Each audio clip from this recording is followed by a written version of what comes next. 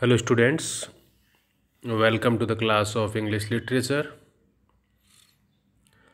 Today I have selected a topic from the literary terms which is prescribed for the BA part second year's student. Today we will talk about alliteration. In alliteration, words that begin with same sound are placed close together. Although alliteration often involves repetition of letters, most importantly, it is a repetition of sounds. It can very well understand by the given example. Here we have Philip's feet. Here I have underlined the word PH in Philip's and F in the word feet. Here both the initial letters are quite different, but their sounds is identical. So this is an example of alliteration. It is an alliteration because the sounds are the same, although the beginning letters are different. So it is not a matter of letters but of sounds. Now to understand it thoroughly, we take another example. In this example, the initial word is C for both the words, initial letter for both the words C. But you can clearly see that the both words have different sound. In cheerful, we have ch sound, but in the second word we have k sound. This example might begin with the same letters, but it is not alliteration because the sounds are not the same. The word alliteration comes from the Latin word latera, which means letters of the alphabet. Some other examples are given below. I am reading out. First one is Peter Piper picked a pack of pickled peppers. All the initial word having the same sound, which is underlined P sound. Now the second example, the fair breeze blew, the white foam flew, the furrow followed free. Here we have F sound. Sally sells seashells by the seashore. Here we have two kind of sounds.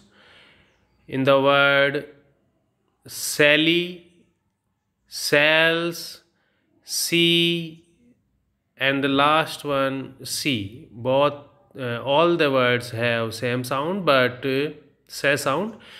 But in the word sells and in the shore, we have a different sound of se. Function of alliteration in literature.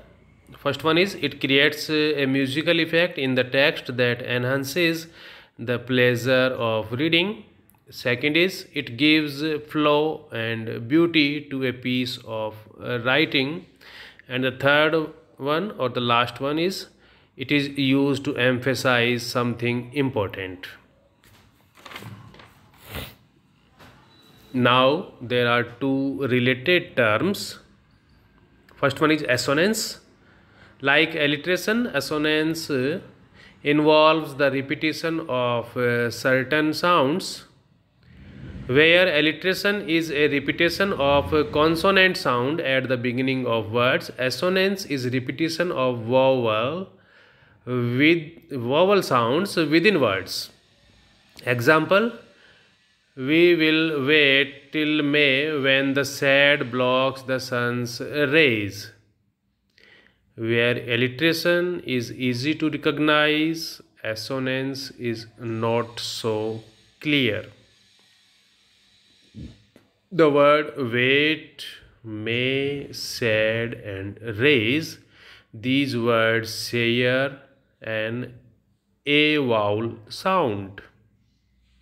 Okay, all the words have a sound within the word, not in the beginning of the word.